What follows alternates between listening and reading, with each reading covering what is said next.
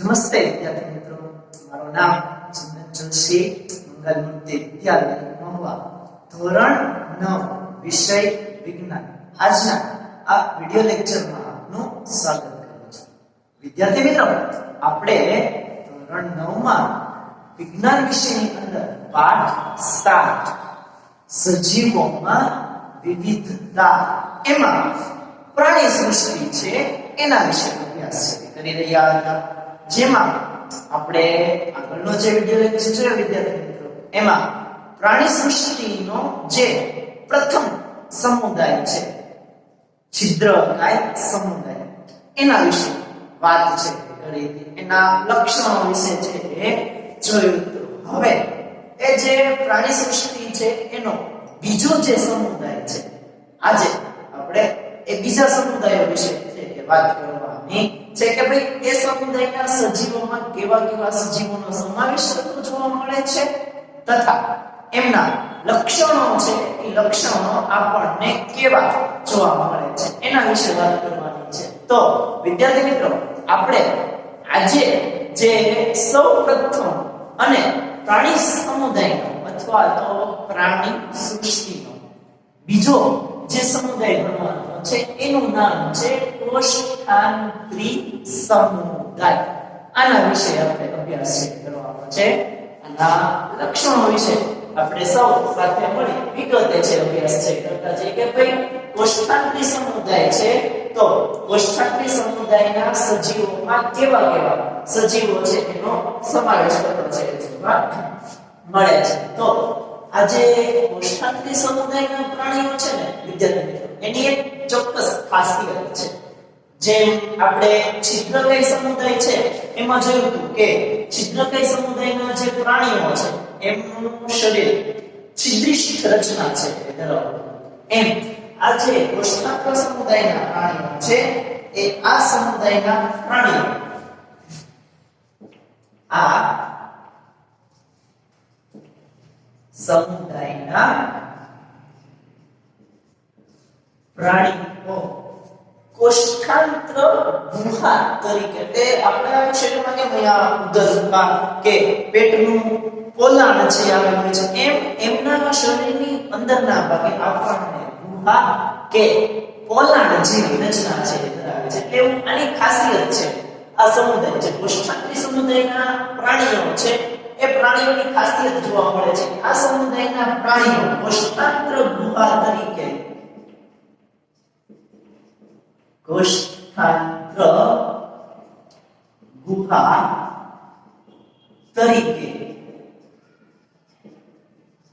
ઓળખાતું શરીર પોલાણ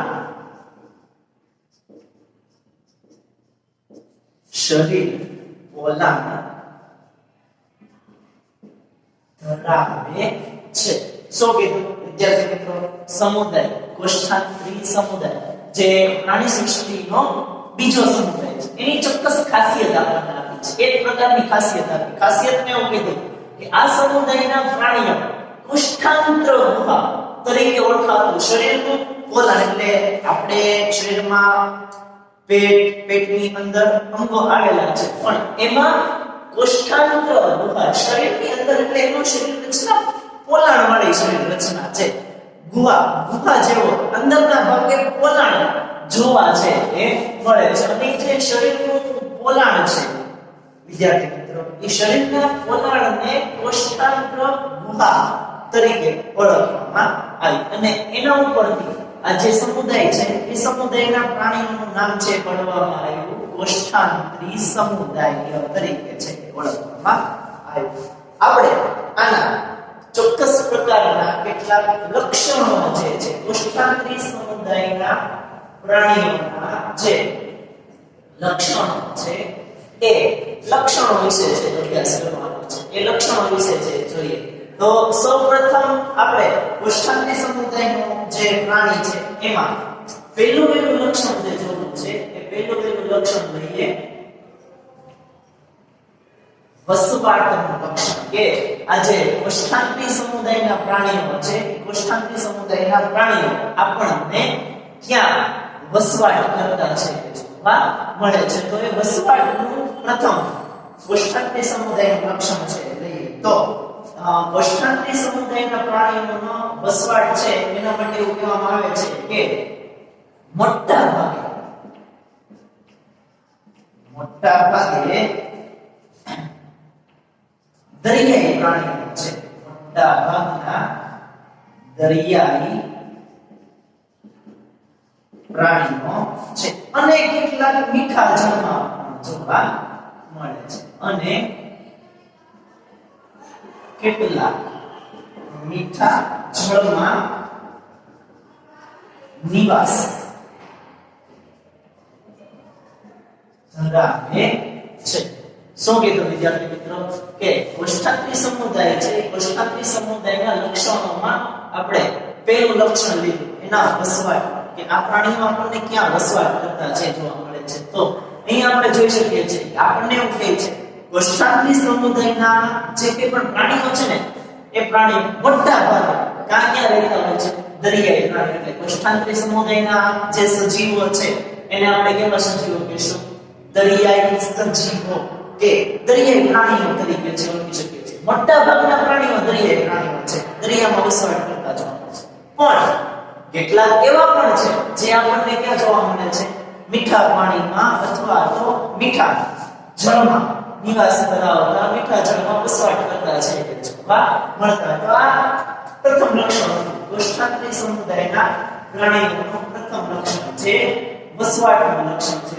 ચાલો એના પછી આગળ વાત કરીએ તો બીજું લક્ષણ જે છે એ બીજું લક્ષણ છે એમની શરીર રચના વિશે આપણે જોવાનું છે વિદ્યાર્થી મિત્રો કે કોષ્ઠાંત્રી સમુદાયના જે પ્રાણીઓ છે એ કોષ્ઠાંત્રી સમુદાયના પ્રાણીઓની શરીર રચના આપણને કેવી છે જોવા મળે છે. તો કોષ્ઠાંત્રી સમુદાયના પ્રાણીઓની શરીર રચના એના વિશે આપણે વાત કરીએ તો એમની શરીર રચનામાં એવું કહેવામાં આવે છે કે તેમનું શરીર બાહ્ય સ્તર અને અંતઃ સ્તર એમ બે સ્તરોથી બનેલું છે અને શરીર રચના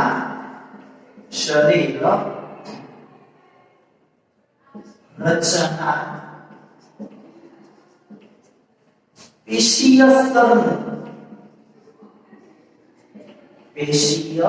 સ્તરનું આયોજન ધરાવે છે.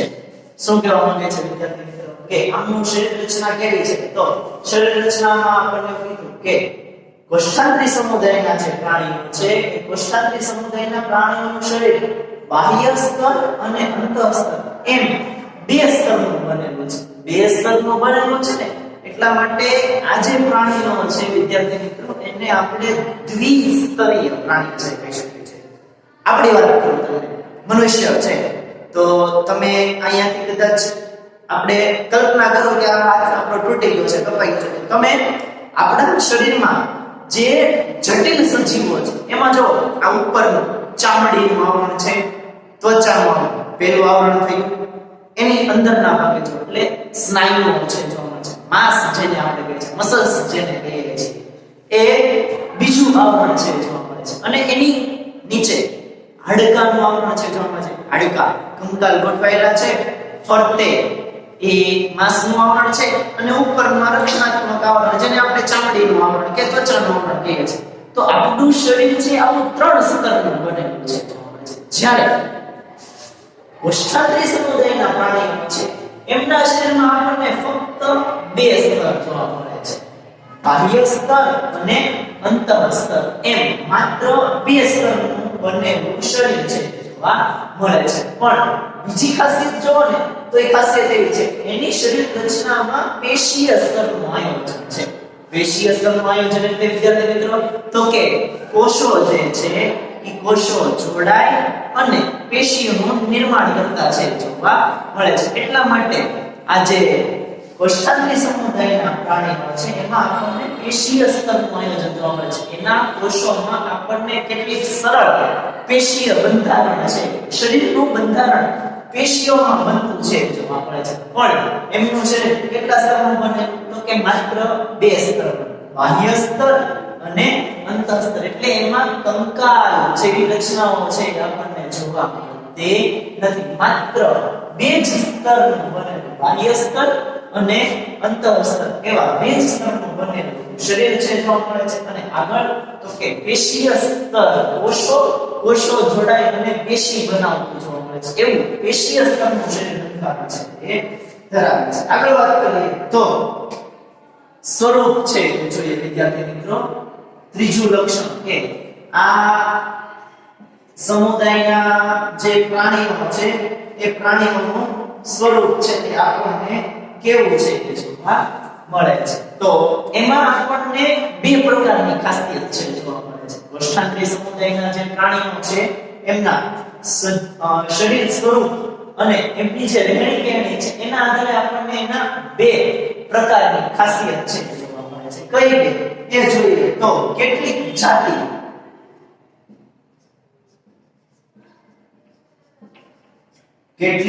જાતિઓ, ઉદાહરણ તરીકે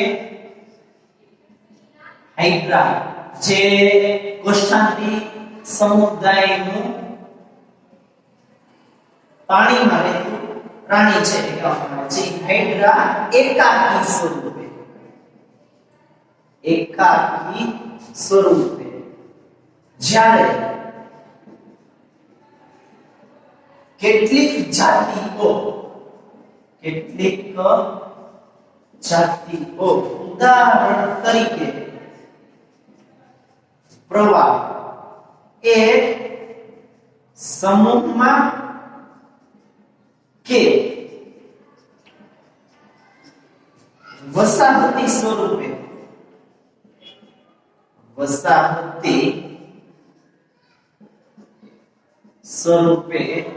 જોવા મળે છે. શું કીધું વિદ્યાર્થી મિત્રો કે આ જે કોષ્ઠાંત્રિક સમુદાયના પ્રાણીઓ છે એમનું સ્વરૂપ જોઈએ તો એમાં આપણને સજીવો 2 પ્રકારે વસવાટ કરતા જોવા મળે. કેટલીક જાતિઓ ઉદાહરણ આપ્યું હાઇડ્રા. આ હાઇડ્રા જેવી જાતિઓ છે ને એકાકી સ્વરૂપે છે. એકાકી સ્વરૂપ એટલે તો કે એકલું છે કે રહેતું એક જ સજીવ છે વસવાટ કરતો છે જોવા મળતો એટલે કે એકાકી સ્વરૂપે છે જોવા મળે છે. હાઇડ્રા જેવા જે પ્રાણીઓ છે કોષ્ઠાંત્રી સમુદાયના હાઇડ્રા જેવા પ્રાણીઓ એ આપણને એકાકી સ્વરૂપે વસવાટ કરતા છે જોવા મળે છે. અને બીજું ઉદાહરણ લઈએ બીજી જાતિ જેને પ્રવાળ સમૂહ છે કહેવામાં આવે છે. પ્રવાળ નામની જાતિ છે જોવા મળે છે. આ હાઇડ્રાની આકૃતિ આપને તમારી જે ટેક્સ્ટબુક છે ટેક્સ્ટબુકમાં બતાવી છે તમે જોઈ શકો છો. એકાકી સ્વરૂપ એકલું સજીવ છે જોવા મળે છે. જ્યારે પ્રવાળ છે એ પ્રવાળ સમૂહ એટલે કે એક સાથે ઘણી બધી સંખ્યામાં છે અને ત્યાં વસાહત એટલે કે એકની ઉપર બીજું, બીજાની ઉપર ત્રીજું પ્રાણી એ રીતે સમૂહમાં એટલે કે ઘણા બધા પ્રવાળો ભેગા અથવા તો વસાહત સ્વરૂપે વસવાટ કરતા છે જોવા મળે છે. આ કોષ્ઠાંત્રી સમુદાયના પ્રાણીઓમાં કેટલીક લાક્ષણિકતાઓ આપણને જોવા મળે છે. કેટલીક જાતિ એકાકી સ્વરૂપે છે અને કેટલીક જાતિ વસાહતી સ્વરૂપે કે સમૂહમાં છે જોવા મળે છે. આગળ વાત કરીએ વિદ્યાર્થીઓ પછીનું લક્ષણ લઈએ તો આ સમુદાયની જે મુખ્ય વિશિષ્ટતા છે કોષ્ઠાંત્રી સમુદાયની વિશિષ્ટતા એના વિશે છે વાત. એક વિશિષ્ટતા અહીંયા લીધી આપણે કે આ સમુદાયના જે પ્રાણીઓ છે એ પ્રાણીઓ કોષ્ઠાંત્ર ગુહા શરીરનું પોલાણ છે એ ધરાવે છે. આપણે આગળની વિશિષ્ટતાની વાત કરીએ તો તેઓ ડંખ કોષો ધરાવતા સ્પર્શકો ધરાવે છે. ડંખ કોષો ધરાવતા સ્પર્શકો ધરાવે છે. એટલે કે આજે તમે હાઇડ્રા કે પ્રવાળ જેવા પ્રાણીઓ છે એ પ્રાણીઓની આપણને ટેક્સ્ટબુકમાં આકૃતિ આપી છે. કૃતિનું તમે અવલોકન કરો જોઈ શકશો કે આ જે કોષ્ઠાત્રી સમુદાયના પ્રાણીઓ છે ને એ પ્રાણીઓ શરીર ઉપર કોઈના કોઈ ભાગે પક્ષીઓ જેવી લાંબી લાંબી નલિકાઓ ધરાવતી હોય છે જેને શું કહેવાય છે સ્પર્શકો તરીકે છે ઓળખવામાં છે સામાન્ય રીતે સ્પર્શકોનું કાર્ય છે ખોરાક મેળવવા માટે અને આ પ્રાણીઓ છે એ પ્રજનન માટે એટલે કે એક જગ્યાએથી બીજી જગ્યાએ જવા માટે એનો ઉપયોગ કરતા છે પણ આના જે કોષ્ઠાત્રી સમુદાયના પ્રાણીઓ છે એ સ્પર્શકો ધરાવે છે સ્પર્શકોની સાથે શું ધરાવે છે ડંખ કોષો એને અડો તો એ આપણને ડંખ મારતા સ્પર્શકો છે એ જોવા મળતા એવા વિશિષ્ટ પ્રકારની રચનાવાળા ડંખ કોષો ધરાવતા સ્પર્શકો કોષ્ઠાત્રી સમુદાયના પ્રાણીઓ છે એમાં જોવા મળે છે ઉદાહરણ છે જોઈએ તો ઉદાહરણ તરીકે કેવા કેવા પ્રાણીઓનો સમાવેશ થાય છે તો એક તો હાઇડ્રા જે આપણે અહીંયા લખ્યું તેને બીજા નામે જળયાળ તરીકે છે ઓળખવામાં આવે છે પછી જેલી ફિશ અને પ્રવાળ જેને બીજા નામે પ્રવાળ તરીકે ઓળખાય છે અને સમુદ્ર ફૂલ આટલા પ્રાણીઓ કે આટલી વનસ્પતિઓ જે છે એનો સમાવેશ આપણે કોષ્ઠાત્રી સમુદાયના પ્રાણીઓ હાઇડ્રા જળયાળ જેલીફિશ પ્રવાળ અને સમુદ્ર ફૂલ પ્રાણી છે આ પ્રાણીઓનો સમાવેશ છે કોષ્ઠાત્રી સમુદાયમાં છે કરવામાં આવે છે ફરીથી ટૂંકમાં છે સમજી લઈએ કે આ સમુદાયના પ્રાણીઓની વિશિષ્ટતા કોષ્ઠાંત્ર હોવા ધરાવે છે શરીરમાં પોલાણ ધરાવે છે લક્ષણોમાં વસવાટ દરિયાઈ પ્રાણી છે મીઠા જળમાં જોવા મળે છે શરીર રચના બે સ્તરનું બને છે બાહ્ય સ્તર અને અંતઃ સ્તર ધરાવે છે સાથે સાથે પેશીય સ્તરનું આયોજન છે સ્વરૂપ જોવો તો કેટલાક એકાકી સ્વરૂપના છે અને કેટલાક વસાહતી કે સમૂહમાં વસવાટ કરતા જોવા મળે છે વધારાની વિશેષતા લઈએ કોષ્ઠાત્રી સમુદાયની તો એ સ્પર્શકો ધરાવે છે પણ સ્પર્શકોમાં સાથે શું ધરાવતા જોવા મળે છે ડંખ કોષો છે એ ધરાવે છે હા મળે છે ઉદાહરણમાં હાઇડ્રા એટલે કે જળયાળ જેલીફિશ અને પ્રવાળ એટલે કે પ્રવાળ અને સમુદ્ર ફૂલ આ કોષ્ઠાત્રી સમુદાયના પ્રાણીઓના ઉદાહરણ છે એ કહે છે હવે આપણે આગળની પ્રાણી સૃષ્ટિ છે એના વિશે અભ્યાસ કરીએ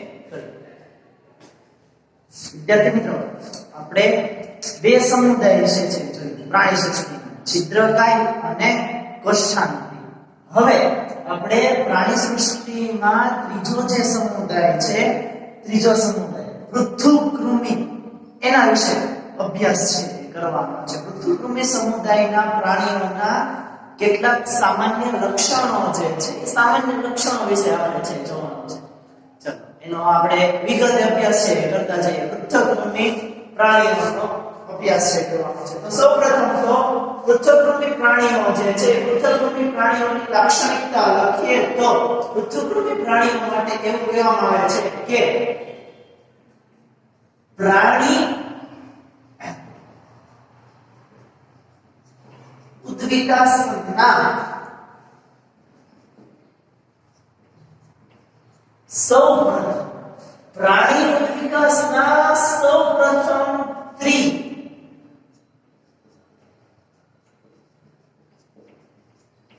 ગર્ભસ્તરીય પ્રાણીઓ ત્રિગર્ભસ્તરીય પ્રાણીઓ છે શું કીધું વિદ્યાર્થી મિત્રો કે પૃથુકૃમિ સમુદાયના જે પ્રાણીઓ છે પૃથુકૃમિ સમુદાયના પ્રાણી ઉદ્વિકાસના સૌપ્રથમ ત્રિગર્ભસ્તરીય પ્રાણીઓ છે એ કહેવામાં આવ્યા ત્રિગર્ભસ્તરીય એટલે તો આની પહેલાની જે પ્રાણી સમુદાય હતો કોષ્ઠાત્રી સમુદાય એમાં તમે જોયું હતું કે એમનું જે શરીર છે એ બે સ્તરનું બનેલું હતું બાહ્ય સ્તર અને અંતઃ સ્તર જ્યારે આ જે પૃથુકૃમિ સમુદાય છે ત્યાંથી જે કંઈ પણ સજીવો છે હતા જે કંઈ પણ પ્રાણીઓ હતા એ પ્રાણીઓનો ઉદ્વિકાસ એવો થયો કે એ પ્રાણીઓના શરીર છે એ કેટલા સ્તરના બનેલા હતા 3 સ્તરના બનેલા હતા એટલા માટે એને કેવા કીધા છે સૌપ્રથમ ત્રિગર્ભસ્તરીય પ્રાણીઓ છે કીધેલા છે. પૃથ્વીકૃમી સમુદાયના સૌપ્રથમ પ્રાણીઓ હતા જે કેવા જોવા મળતા હતા આપણને ત્રિગર્ભસ્તરીય પ્રાણીઓ છે એ જોવા મળતા હતા. આપણે આ સમુદાયના પ્રાણીઓના ચોક્કસ પ્રકારના જે કેટલાક લક્ષણો છે એ લક્ષણો વિશે અભ્યાસ છે એ કરવાનો છે. એટલે કે પૃથ્વીકૃમી સમુદાયના પ્રાણીઓ જે છે એ પૃથ્વીકૃમી સમુદાયના પ્રાણીઓમાં આપણને કેવા પ્રકારના લક્ષણો છે જોવા મળે છે. તો પહેલો જે લક્ષણ છે એ પહેલો લક્ષણ આપણે લઈએ છીએ વસવાટ. ક્યાં વસવાટ કરતા છે એ જોવા મળે છે. પહેલું જે લક્ષણ આપણે વિદ્યાર્થી મિત્રો ધ્યાનમાં લઈએ છીએ એક લઈએ છીએ વસવાટનું લક્ષણ છે ધ્યાનમાં લઈએ છીએ કે ભાઈ આજે પૃથ્વીકૃમી સમુદાયના પ્રાણીઓ છે એ પ્રાણીઓ આપણને ક્યાં વસવાટ કરતા છે એ જોવા મળે છે. તો જોઈએ કે આ પૃથ્વીકૃમી સમુદાયના પ્રાણીઓ ક્યાં વસવાટ કરતા જોવા મળે છે. તો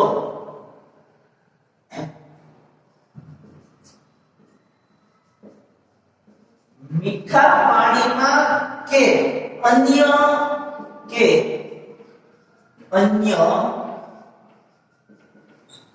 યજમાન શરીરમાં. સો કીધું વિદ્યાર્થી મિત્રો કે આજે પૃથ્વીકૃમી સમુદાયના પ્રાણીઓ છે એ પૃથ્વીકૃમી સમુદાયના પ્રાણીઓ આપણને ક્યાં વસવાટ કરતા છે જોવા મળે છે. તો એવું કીધું કે આ પ્રાણીઓ છે કાં આપણને મીઠા પાણીમાં છે જોવા મળે છે અથવા કોઈ બીજા પ્રાણીઓ છે અથવા તો બીજા સજીવો છે એમના શરીરની અંદર વસવાટ કરતા છે જોવા મળે. એટલે આજે પૃથ્વીકૃમી સમુદાયના પ્રાણીઓ છે એ મીઠા પાણીમાં તો જોવા મળે જ છે નહીં જ છે. સાથે સાથે આજે પૃથ્વીકૃમી સમુદાયના પ્રાણીઓ છે એ પ્રાણીઓ કેટલાક એવા સજીવો પણ છે જે બીજા પ્રાણીઓ કે બીજા સજીવ શરીરો છે એની અંદર યજમાન શરીર, દાખલા તરીકે કોઈ બેક્ટેરિયા છે કે કોઈ સૂક્ષ્મજીવો છે જે આપણા શરીરમાં છે એ રહેતા હોય, દાખલ છે થઈ જાય મેલેરિયા રોગ આપણને જે થાય છે એ મેલેરિયા રોગ માટે આ જે સજીવ છે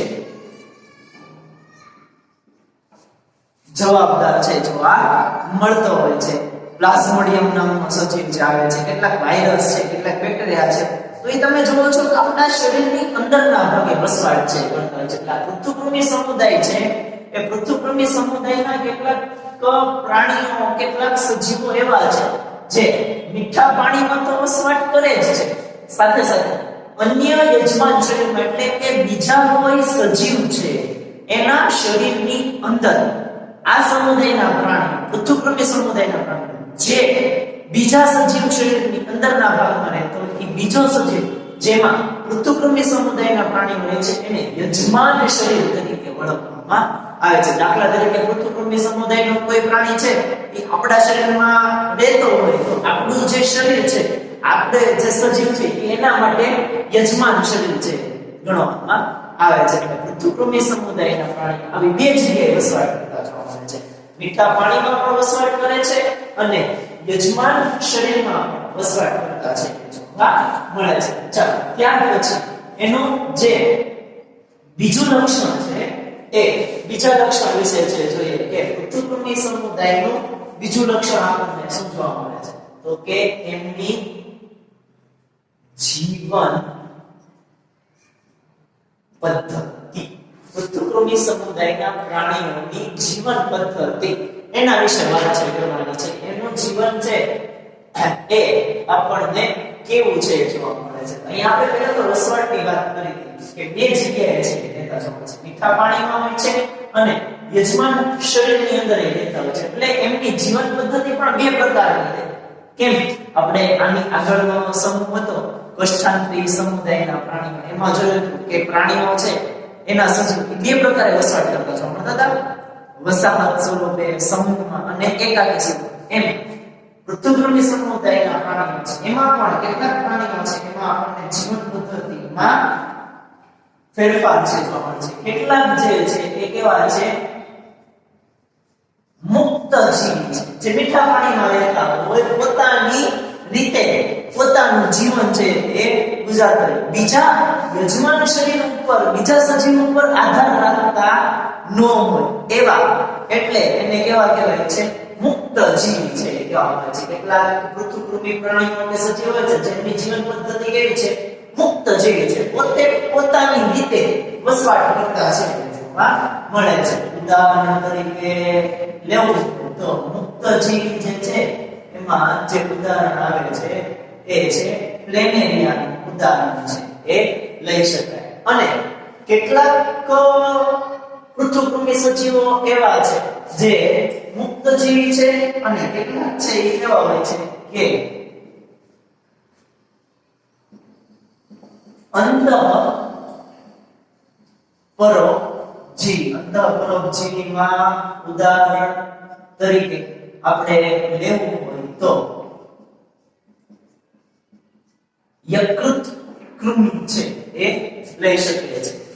મુક્ત જીવી જે પોતે મુક્ત રીતે વસવાટ છે કરતા પોતાની રીતે છે જીવન છે ગુજારતા હોય, પોતાની રીતે જીવન પદ્ધતિ છે વાપરતા, ત્યારે એને મુક્ત જીવી કીધા છે પ્લેનેરી. અને કેટલાક એવા છે જે યજમાન શરીરમાં છે એ રહેતા હોય છે, એટલે શરીરની અંદરના ભાગે રહી પોષણ મેળવતા હોય, પોતે વિકાસ પામતા હોય, વૃદ્ધિ કરતા હોય, એટલે એને કેવા કહેવાય છે? અંતઃપરોપજીવી તરીકે છે ઓળખવામાં આવ્યા છે. અને એનું ઉદાહરણ આપણને આપ્યું છે યકૃત કૃમિ, જે બીજા પ્રાણીઓના સજીવોના શરીરની અંદર વસવાટ કરતા છે એ જોવા મળે છે. ચાલો ત્યાર પછી એની જે શરીર રચના છે એ શરીર રચના વિશે આપણે વાત છે કરવાની છે કે આ જે પૃથુકૃમિ સમુદાયના પ્રાણીઓ છે એ પૃથુકૃમિ સમુદાયના પ્રાણીઓની શરીર રચના કેવી જોવા મળે છે?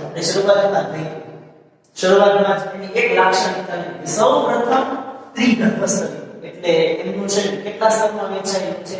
તો કે 3 સ્તરમાં છે એ વહેંચાયેલું છે જોવા મળે છે. શરીર રચનામાં લખીએ કે પ્રાણીઓનું શરીર 3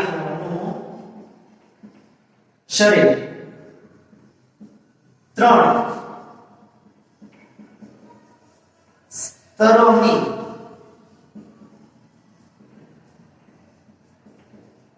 કોષીય સંરચનામાં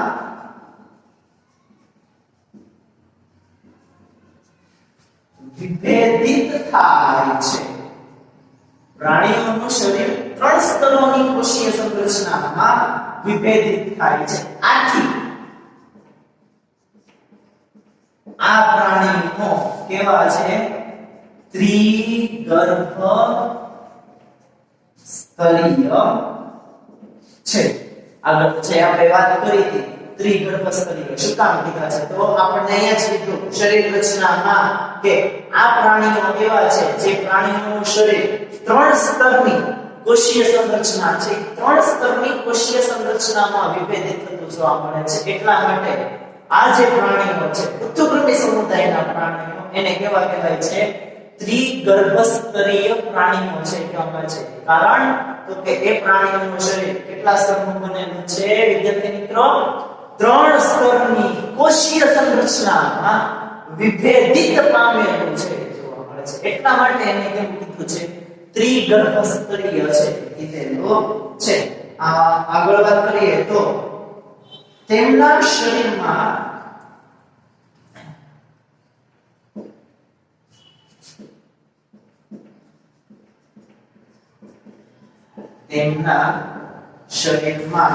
બાહ્ય અને આંતરિક બંને પ્રકારના બાહ્ય અને આંતરિક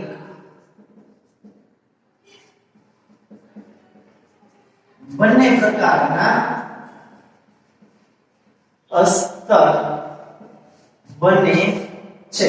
પરિણામે શરીર રચના વધારે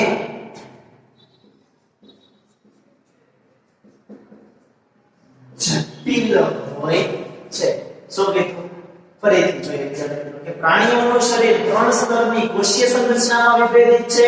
પ્રાણીઓ ત્રિગર્ભસ્તરીય છે અને તેમનું શરીર બાહ્ય સ્તરે ધરાવે છે અને અંદરે તે અસ્તર ધરાવતું છે જોવા મળે છે. બહારના ભાગે તે આવરણ છે અને અંદરના ભાગે તે જો આવરણ છે જોવા મળે છે. સ્તર છે, બે સ્તર, બાહ્ય સ્તરે છે, અંદરનું આંતરિક સ્તરે છે જોવા મળે છે. બંને પ્રકારનું સ્તર બનાવવામાં આવે છે. એની શરીર રચના થોડીક વધારે જટિલ છે તે જોવા મળે છે. જોઈ શકીએ છીએ યકૃત કૃમિમાં આપણને ખોરાકનું શોષણ માટે પશ્ચોશોષક જેવી રચના આપેલી છે. આ પ્લેનેરિયા છે, પ્લેનેરિયામાં આપણને સૌપ્રથમ વખત આંખ જેવા અંગ છે એ અંગનું નિર્માણ થતું છે જોવા મળે. એ સિવાય અંદરના ભાગે આ જે વચ્ચેની રચના છે ત્યાં કંઠનળી, અન્નનળી, મુખ ગુહા, જ્યાંથી ખોરાક ગ્રહણ કરી શકે એવા વિશિષ્ટ પ્રકારની શરીર રચના જટિલ કેટલાક અંગોનું નિર્માણ થતું છે જોવા મળે છે. આ બધું સૌપ્રથમ વખત આપણને પૃથ્વીકૃમિ સમુદાયના પ્રાણીઓમાં ઉત્પન્ન થતું છે જોવા મળે છે. આગળ વાત કરીએ, આગળનું લક્ષણ છે એ લઈએ તો પછીનું લક્ષણ જે છે એ પછીનું લક્ષણ છે એનું ચોથું લક્ષણ છે થશે જે છે આયોજન. શરીરનું આયોજન, કે શરીર છે એ કયા પ્રકારનું આયોજન છે એ ધરાવે છે. તો આપણે ઉપર જ જોયું શરીર રચના કે આંતરિક અને બંને બાહ્ય બંને પ્રકારનું અસ્તર છે. એટલે શરીર કેવું છે વધારે જટિલ છે. એના માટે એમના શરીરનું આયોજન છે. તો એમના શરીરના આયોજનમાં તો કે તેમાં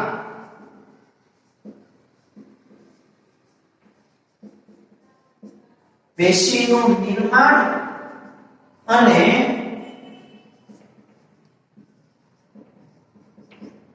કેટલાક અંગો પણ બને છે. સુવિકસિત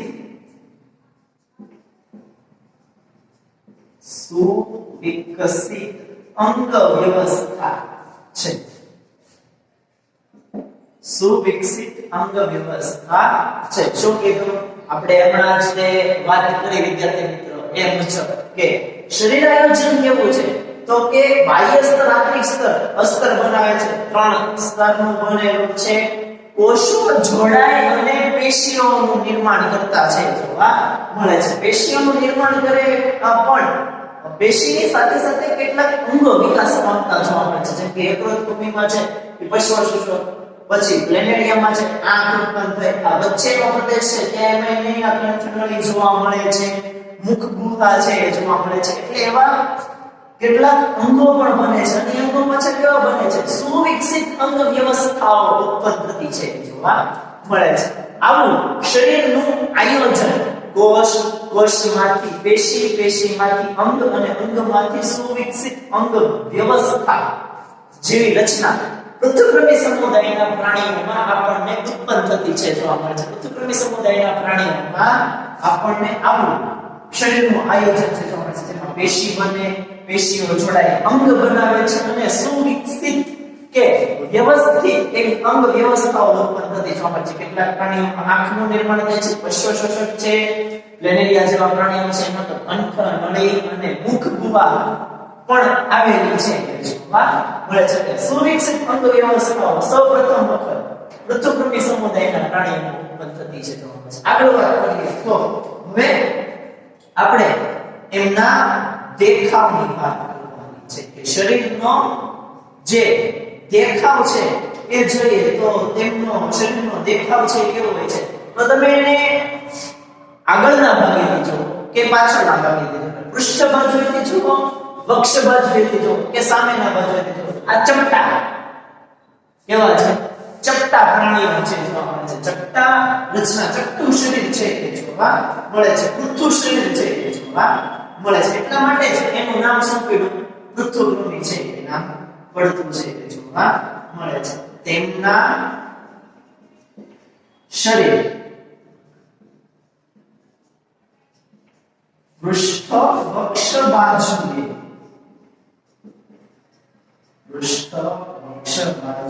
ચપટા કે પૃથ્વી હોવાથી તેમને પૃથ્વી પૃથુકૃમિ કે ચપટાકૃમિ કહે છે. શું કહેતો વિદ્યાર્થી કે એમનું શરીર તમે આમ જુઓ ને, પાછળની બાજુએથી આગળની બાજુએથી જો પૃષ્ઠવક્ષ બાજુએથી તો કેવું જોવા મળે? ચપટું શરીર છે જોવા મળે છે. ચપટું એના માટે નામ શબ્દ આપ્યો છે પૃથુ શરીર છે જોવા મળે છે. પૃથુકૃમિ સમુદાયના પ્રાણીઓનો દેખાવ છે એ આપણને આવો ચપટો દેખાવ છે જોવા મળે છે. કોઈ પણ પ્રાણીઓ યકૃતકૃમિ છે, પ્લેનેરિયા છે, બે તમે જુઓ તો બે આપણને કેવા જોવા મળે છે? ચપટા પ્રાણીઓ છે જોવા મળે છે. એટલા માટે એને કેવા કીધા છે? ચપટાકૃમિ તરીકે છે એ ઓળખવામાં આવે છે. ત્યાર પછી આગળ વાત કરીએ તો છઠ્ઠો જે લક્ષણ છે એ લક્ષણ છે એમના શરીરની સમમિતિ. એના વિશે આપણે વાત કરવાની છે કે એમનું શરીર છે એ જમણી અને ડાબી બાજુ સમાન સંરચના છે ધરાવે છે. તેમનું શરીર જમણી અને ડાબી બાજુ સમાન સંરચના ધરાવે છે.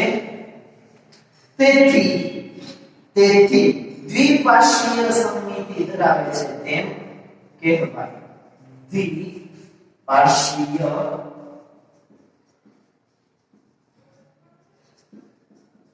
સમમિતિ ધરાવે છે તેમ કહેવાય. શું કીધું કે તમે જો આ જે પ્લેનેરિયા છે એમાં અહીંયાથી વચ્ચેથી આમ વચ્ચેની લીટી જે દોરો, બે ભાગ પાડો તો આ ડાબી સાઈડ, આ જમણી સાઈડ.